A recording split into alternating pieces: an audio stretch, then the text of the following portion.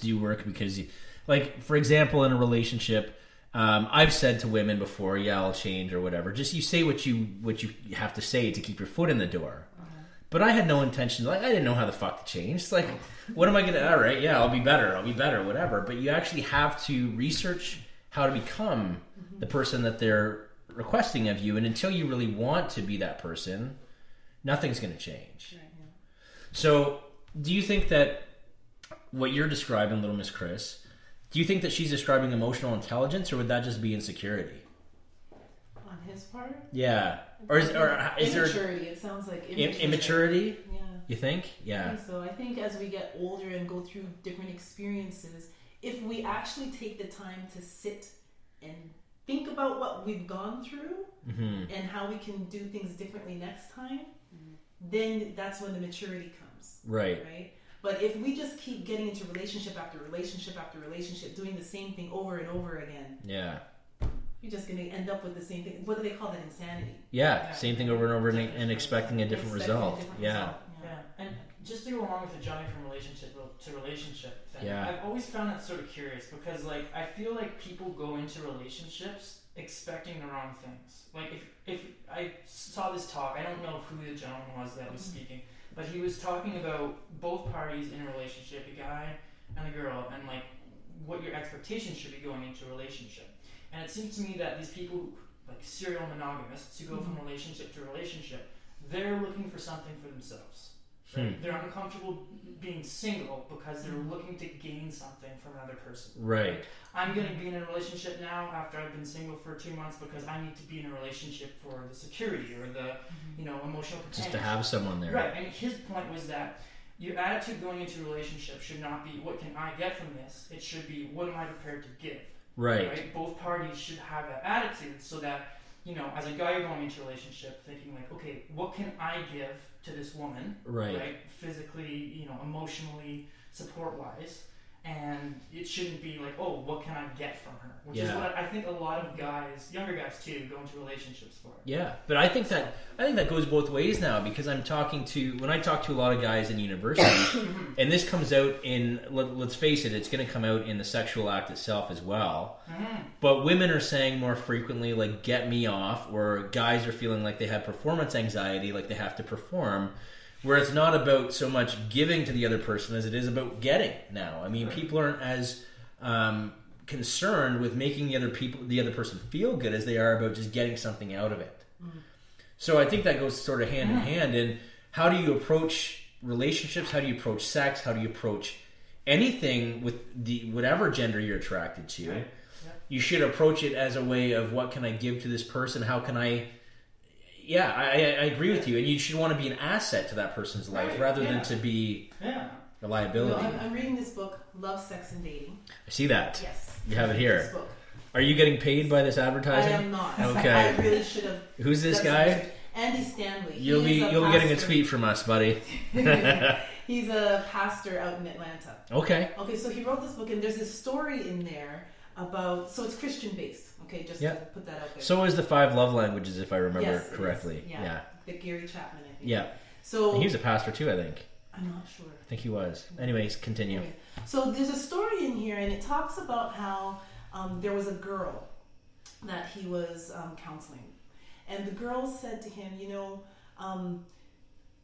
I'm looking for Mr. Right. And Mr. Right has to be good looking. He has to have a job. He has to be financially stable. He has to be a Christian. All of these kinds of things. That's what she was looking for, right? So this girl, she was brought up in a Christian home, and she ended up going to university and putting all her Christian values aside and just going from guy to guy to guy to guy to guy, right?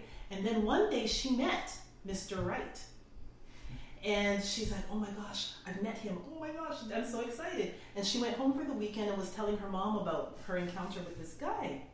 And her mom looked her dead in the eye and said, honey, I'm glad you met this guy, but you aren't the type of girl that he's going to want to be with. Really? Right? And how did she know that?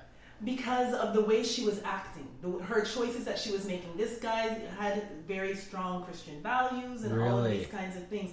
she wasn't living her life that way. She was more promiscuous, going from guy to guy to guy. Yes, and I guess other choices that she was making. It didn't really get into the details. Sure. It just indicated that she wasn't living the type of life that a guy like that would want. Right. So the point that Andy Stanley was saying was that instead of always searching for someone that with all of these qualities you have, become that person. Think about becoming the person that person would want. Sure. Yeah. Because if that's who you want, then that's who you have to be. Mm-hmm.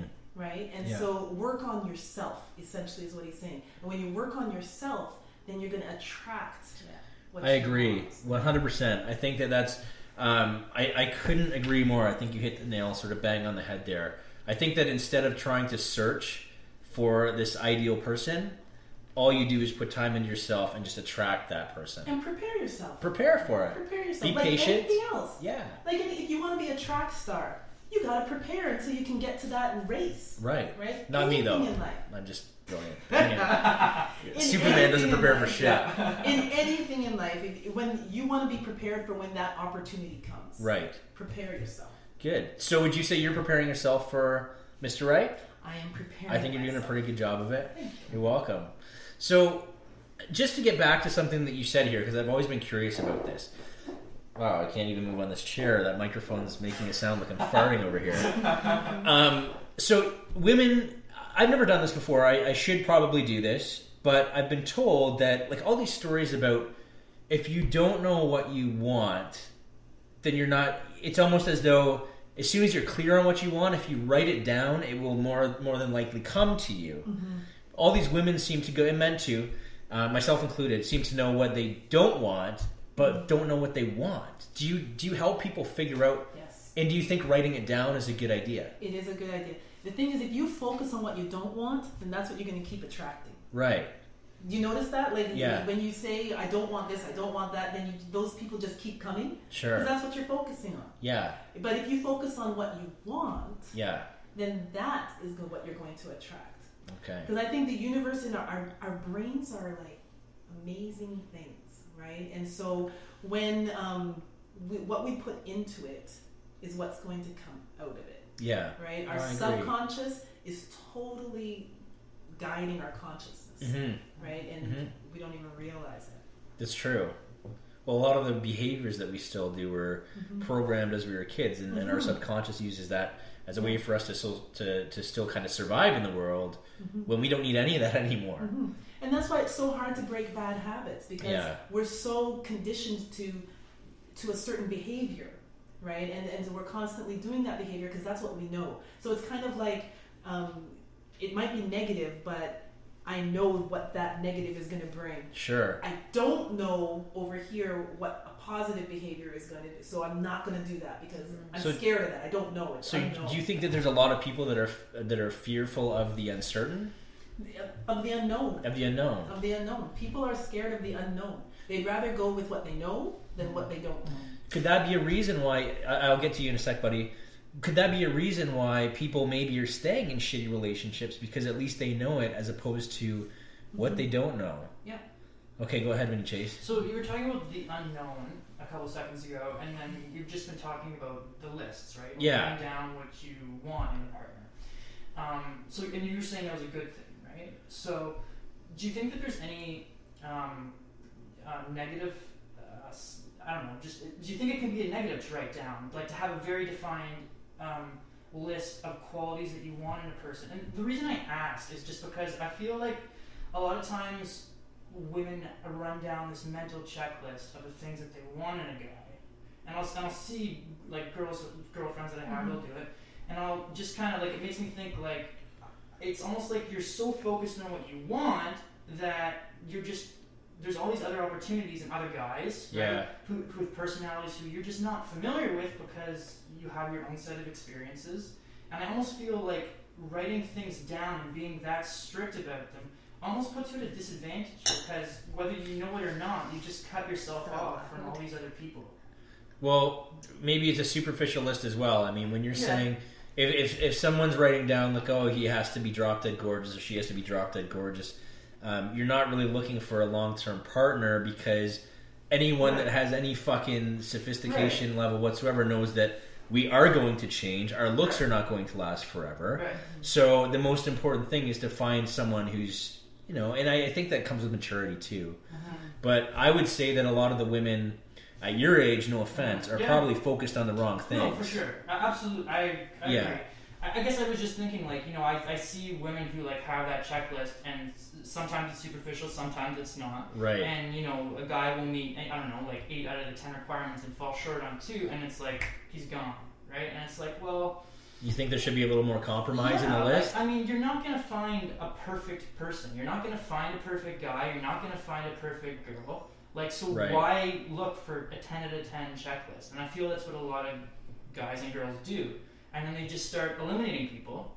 Right. And maybe you need a realistic list. list. To people who make these lists. Right. Do you have a list for yourself? Right. What does that mean? Meaning, what type of person are you? Right. And be real about it. Right. I can't expect the guy that I attract, the guy that I want, to be financially stable if my finances are a huge mess. Right. That's not fair. No. Right? Make a list for yourself, a realistic list, and make a list for what you want, and make sure that they match. You're saying that it's unrealistic for me to post a bunch of half-nude pictures on Instagram and get some woman to fly me on trips to Dubai and all around the world? That doesn't happen? Real, Shawn. It's pretty real. Fuck. There goes my list. So I can't be a kept man? Damn. You could. I don't know how happy you'll be. No, well, we can ask some of these Instagram models. I'm sure we could get some of them on here. But I agree. I think, what's that? I just had a comment. Yeah, go ahead. To that respect. From legal. I think, from legal. I have no problems with checklists. I like paperwork. I have no problems with checklists. You're organized. You're I'm organized. And I do have a checklist for myself. Constant checklist that I'm adding stuff to. And going to your earlier point, obviously you have to think what you can give in the relationship. It's important. You have to learn things about yourself in the process and to learn loving to give.